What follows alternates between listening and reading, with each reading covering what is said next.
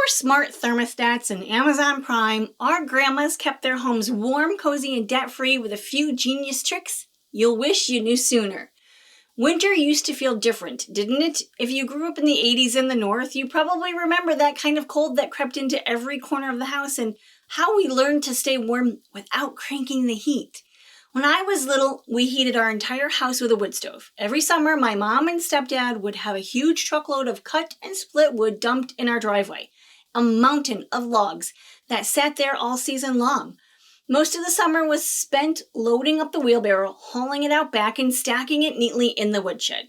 Electric heat was expensive back then, and we knew it. Luckily, behind the house sat 11 acres of woods, our built-in backup plan if things ever got super tight. Now, I don't remember actually going out there to chop down trees, but just knowing we could brought a certain peace of mind. That little homestead with its garden, shelves of home canned food, and wood smoke in the air taught me that security doesn't come from having more. It comes from knowing that you can take care of yourself. Now, if you know me at all, you know I'm more of an inside Sarah. I'm not stacking firewood or raising chickens these days, but I still carry so many of those old-fashioned lessons with me. Because what our grandmothers and mamas knew about surviving winter wasn't just about staying warm. It was about stretching what you had, building comfort from scratch, and turning necessity into contentment. So in this video, I want to take you back to that mindset, the one where resourcefulness felt like a kind of power. Hi, my friend. If you're new here, I'm Sarah. I'm the owner of FrozenPennies.com. I'm a financial coach and the author of the best-selling book, Fundamentally Frugal, link below. Because even though we might not be stacking wood anymore, we can still build that same sense of warmth and security in our homes today. Let's start in the heart of the house. The place where Grandma's frugality truly came to life, the kitchen. The warm heart of the home. Candle wax for sticky drawers. If you've ever fought with an old dresser drawer that sticks no matter how hard you pull, Grandma already solved that problem decades ago. She'd grab a plain white candle, the kind you keep in the junk drawer for power outages, and rub the wax along the edges of the drawer slides. Instantly smoother. No WD-40, no hardware replacement, just a little common sense. So here's a modern twist. You don't even need a candle anymore. Chapstick, lip balm, or a leftover bar of soap works just as well. The idea is about maintenance over replacement. Grandma didn't run to Home Depot when something squeaked. She just used what she had. And that mindset still saves us money today. We live in a throwaway world, but sometimes the fix is already sitting right in your nightstand drawer. Newspapers for streak-free windows. Back in the day, Grandma didn't have microfiber cloths or fancy glass sprays. She had vinegar, water, and yesterday's newspaper. She'd crumble up a page, dip it in her homemade cleaner, and wipe down the windows until they gleamed.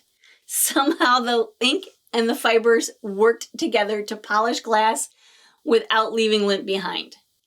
Now here's a modern twist. Of course, most of us don't get a daily newspaper anymore, but you can get the same effect with a brown paper grocery bag or even a coffee filter. Both leave glass sparkling clean. The point is to use what you already have instead of buying something new. Every time we reuse or repurpose something, that's one less item we have to pay for. Grandma didn't call it sustainability, she just called it Tuesday. Potato water silver polish. Here's one of those how on earth did she figure that out trick. After boiling potatoes for dinner, Grandma would save the starchy water and soak her tarnished silverware in it overnight. The starch gently lifted the tarnish, leaving the spoons and serving pieces shiny without a single drop of store-bought polish. Modern twist? Even if you don't have fancy silver, this same trick works for jewelry, faucets, or stainless steel appliances. It's a natural cleaner that costs nothing and smells a whole lot better than chemicals.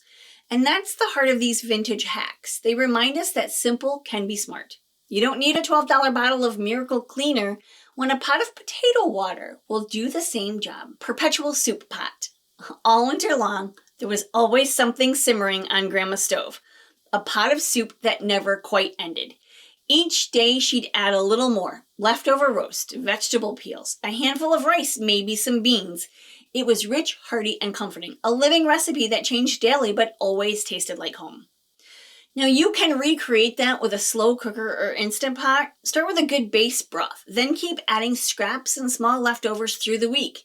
It's the easiest meal prep you'll ever do. Warm, thrifty, and nourishing. The kind of frugal magic that fills both your belly and your heart. Coffee grounds as a cleaner. Nothing in Grandma's kitchen went to waste. Not even coffee grounds. After her morning cup, she'd dump the used grounds into a bowl and use them to scrub greasy pans, clean her sink, or even freshen up the fridge. The rough texture worked like an abrasive cleaner, and the scent masked kitchen odors. Modern twist? If you're not a coffee drinker, baking soda does the same thing.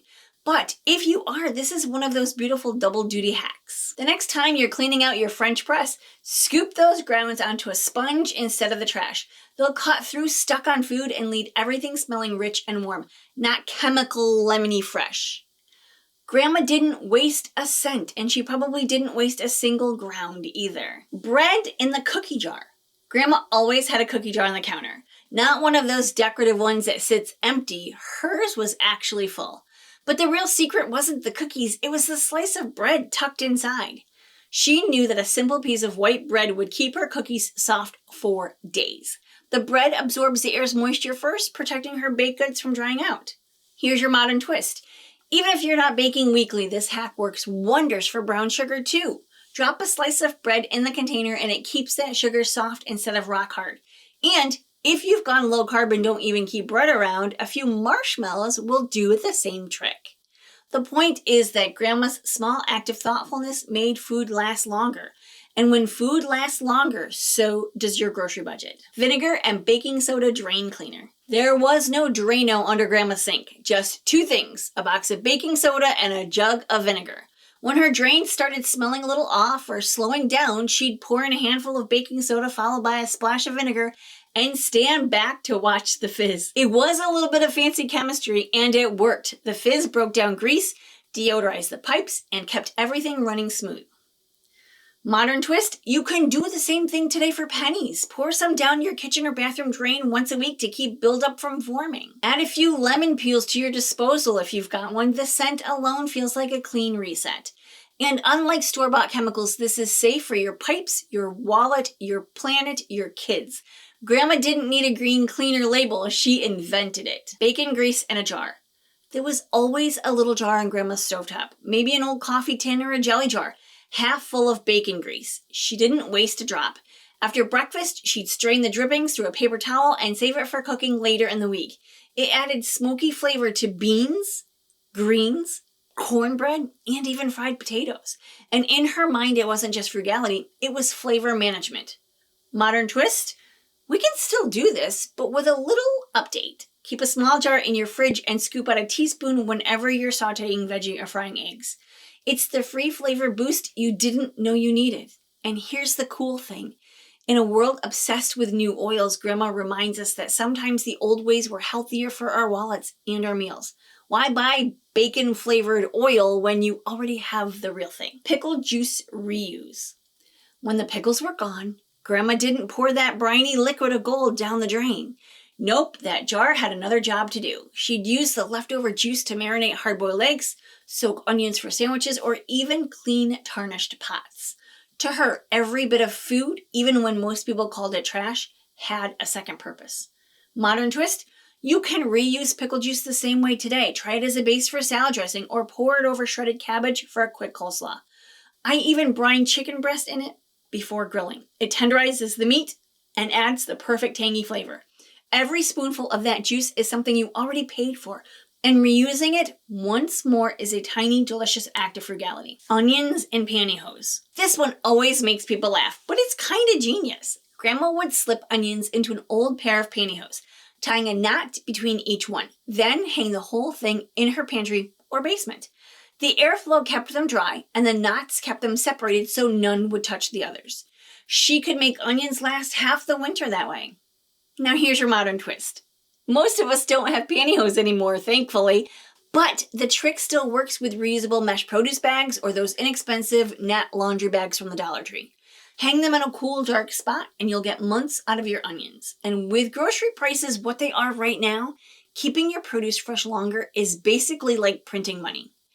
Grandma would have been thrilled to see her old nylon hack become a modern sustainability trend. Jam jar salad dressing.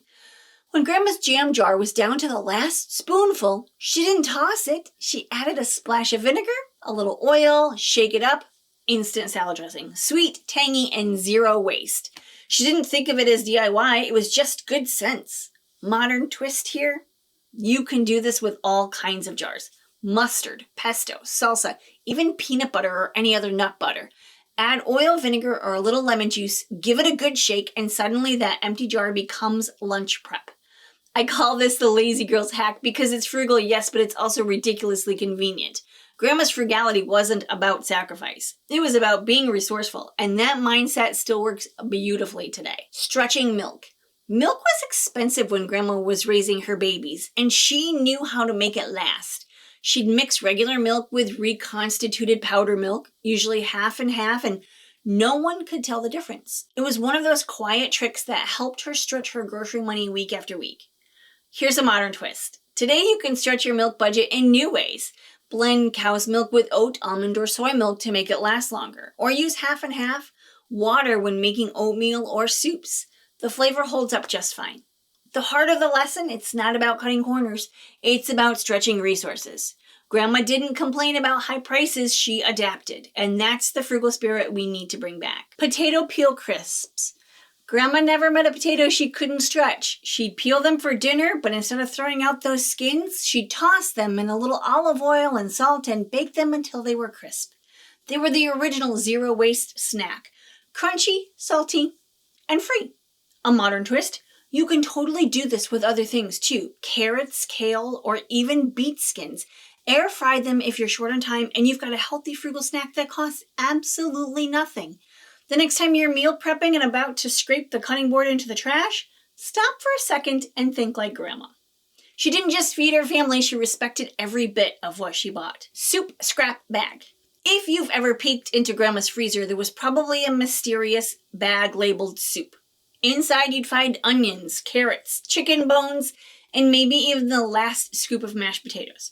When the bag was full, she'd dump it all into a pot of water and simmer it into the richest broth imaginable. It was her secret weapon for stretching meals, adding flavor and wasting nothing. Modern twist here, I keep one of these bags in my freezer right now. And if you've got an Instant Pot, it's even easier. Toss in all of your scraps, cover with water and let it cook for an hour. You'll end up with better broth than anything that you can buy. And it's free. Grandma didn't just save money, she created comfort food out of thin air. It's one of those hacks that still makes you feel like a magician in your own kitchen. Every time I've got a pot simmering on the stove or the Instapot, it takes me right back to that old wood stove heat. That deep, steady kind of warmth that seeps into your bones. It wasn't just about keeping the house warm, it was about knowing we had what we needed. That kind of comfort doesn't come from the thermostat. It comes from the kitchen. Winter warmth. Blankets on every chair. If you walked into Grandma's living room in the middle of winter, you'd notice something right away. Every chair and every sofa had a folded blanket draped neatly over the arm or the back. Not just for looks, those blankets were an invitation. When the wind howled outside or the house felt chilly, everyone had their own cozy layer within reach. She'd rather bundle up than touch the thermostat, and somehow her home always felt warmer for it. Modern twist, we can take a note from that same playbook. Keep throws in every room, flannel, fleece, even old quilts. You'll find yourself reaching for them instead of cranking up the heat. It's a small comfort that saves real money on energy bills.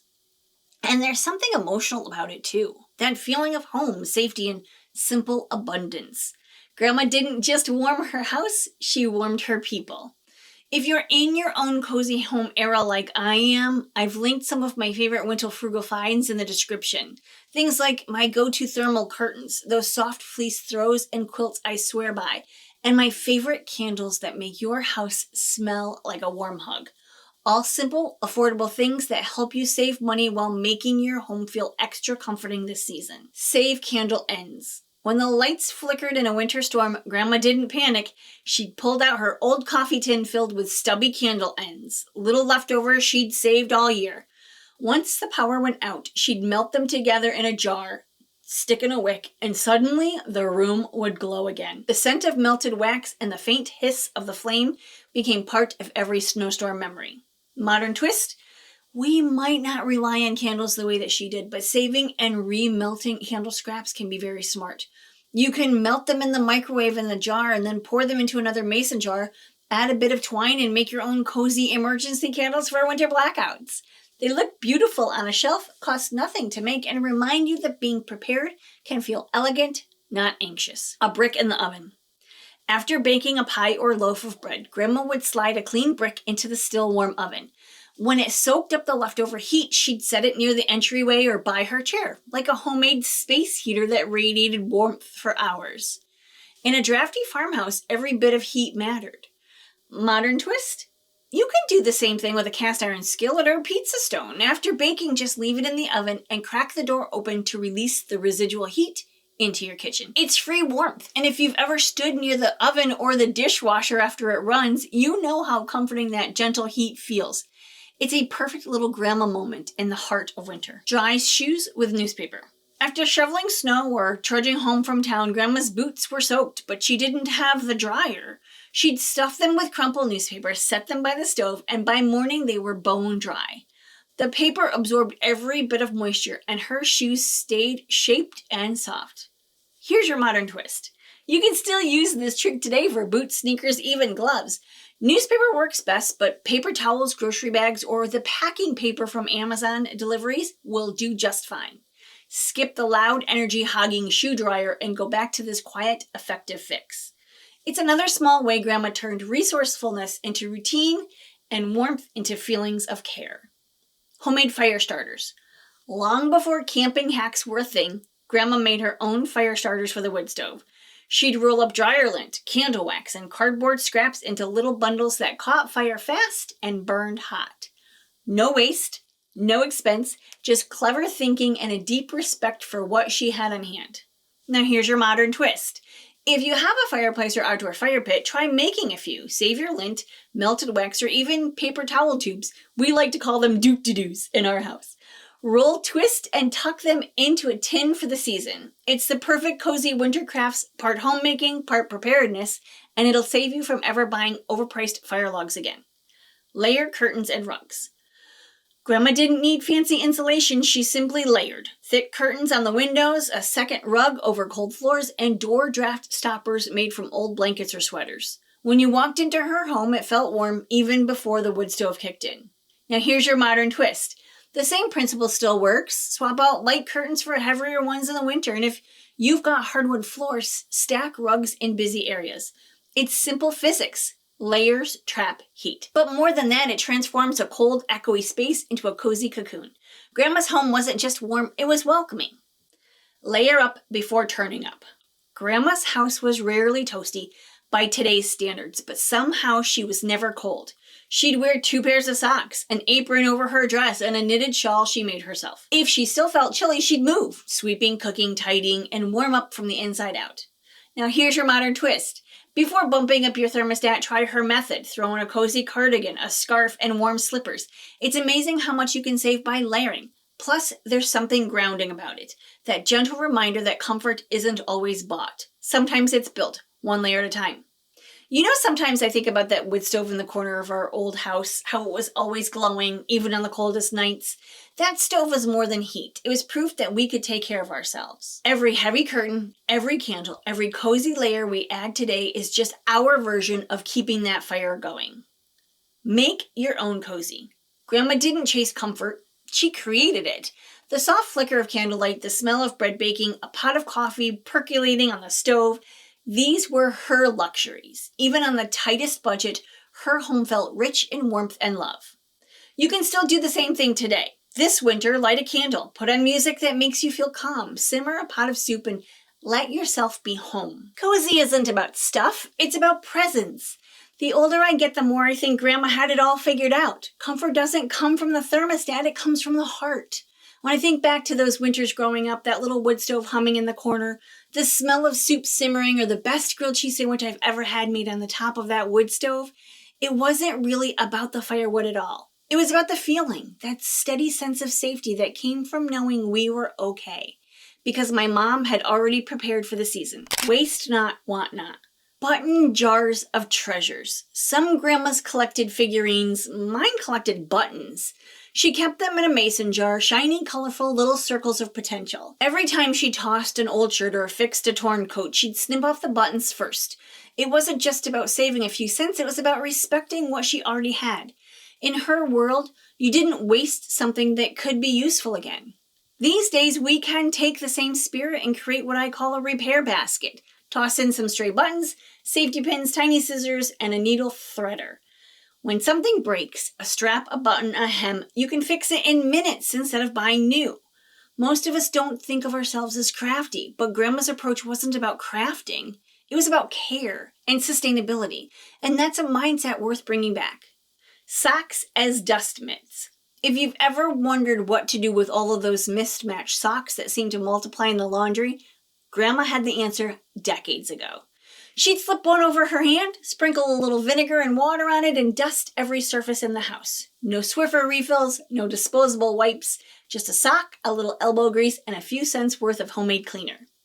Now you can still do the same thing today, and even make it fun. I keep a few old socks in my cleaning caddy. They fit perfectly over a Swiffer head or my hand for blinds and baseboards.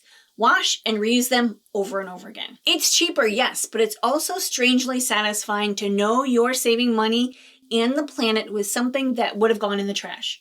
Grandma didn't call it eco-friendly. She called it being smart. Towels into washcloths. When towels got thin and frayed, Grandma didn't toss them. She transformed them. Out came the scissors and sewing box, and within an hour, she had a stack of new washcloths or cleaning rags ready to go. She didn't see waste, she saw opportunity. Her generation lived through times when every resource matters, and that mindset built resistance that's rare today. Modern twist? You don't even have to sew. Just cut old towels into squares and stack them in a basket for cleaning. They're perfect for wiping counters, washing cars, or tackling messy kids and pet moments. Keep a small hamper under the sink for used rags, toss them in with your laundry, and reuse them forever. You'll spend less on paper towels, less on cleaning wipes, and you'll never run out. Grandma's wisdom, meet your modern day convenience. Patch fitted sheets. Fitted sheets are one of those things that never seem to last as long as the rest of the bedding. Grandma knew that, and she didn't toss them when the corners tore or the elastic gave out. Instead, she'd cut a patch from an old pillowcase or a flat sheet, reinforce the corner, and then keep using it. She believed everything had more life left in it if you just gave it a little care. Now here's your modern twist. Most of us would toss that sheet and order a new set on Amazon before we even think twice. But you can extend its life so easily. No sewing machine required. Use iron-on patches, a dab of fabric glue, or even a needle and thread if you're feeling handy. One 10-minute repair can save you more than $40 and keep fabric out of the landfill. And honestly, there's something kind of satisfying about knowing you saved something instead of replacing it. It's that quiet kind of frugal pride Grandma understood so well. Sweater insulation. Grandma saw potential in everything, even her old wool sweaters. When one shrunk in the wash or wore thin at the elbows, she didn't toss it. She turned it into something useful. A pair of mittens, a tea cozy, or stuffed into the cracks of a drafty window for insulation. Every scrap of fabric served a purpose. Here's your modern twist. Today you can use the same idea to make your home cozier for less. Turn old sweaters into pillow covers, throw blankets, or even pet bed covers. If you're dealing with cold winters like I do here in upstate New York, roll one up and use it as a draft stopper at the bottom of the door. It's a simple way to lower your heating bill without touching the thermostat, and it adds to that cozy, handmade charm to your home. Pencil lead zipper fix. There's nothing more annoying than a stuck zipper, especially when you're already running late. Grandma had a fix for that too. Instead of fighting with it or replacing the zipper, she'd grab a pencil and rub the graphite right along the zipper teeth. The graphite acted like a dry lubricant, loosening it up instantly. Problem solved. You can still do this today, but you don't have a pencil handy, a dab of coconut oil, chapstick, or bar soap works too. And it's not just about zippers, it's the mindset that matters. Grandma didn't overcomplicate small problems. She fixed them quickly, cheaply, and moved on with her day. Sometimes we forget that frugality isn't just about money, it's about peace of mind. Chalk to prevent rust. Chalk just wasn't about hopscotch. Grandma tossed a few sticks of white chalk into her sewing tin or toolbox to absorb moisture. It kept scissors sharp, needles from rusting, and tools from corroding in a damp basement. It's the same principle behind those little silica packets we throw away now, only Grandma didn't waste a thing. Modern twist, you can still do this today. Drop a few silica packs from old shoeboxes or electronics packaging into your tool chest, makeup drawer, or bathroom cabinet. They'll keep moisture under control just like Grandma's chalk did. It's a small active prevention that saves you from replacing rusty scissors or razors later. She didn't just save money, she saved what she already owned. Stretching every dollar. Celery wrapped in foil. Here's one of those little kitchen miracles that still works better than half the food saver gadgets sold today. Grandma figured out that wrapping celery in aluminum foil before putting it in the fridge kept it crisp for weeks. The foil allowed just enough air to circulate while preventing the moisture loss that makes celery rubbery. This trick works for lettuce and fresh herbs too, and it's the easiest way to cut down on food waste. We toss an average of $1,500 worth of groceries a year in the US, most of it from spoiled produce. A simple piece of foil can change that. So instead of buying a fancy airtight container set, grab what's already in your drawer. Grandma would have smiled at all of that kind of simplicity, saving money, wasting less, and eating better. Stale bread revival. If there's one smell that takes me straight back to my grandmother's kitchen, it's fresh bread.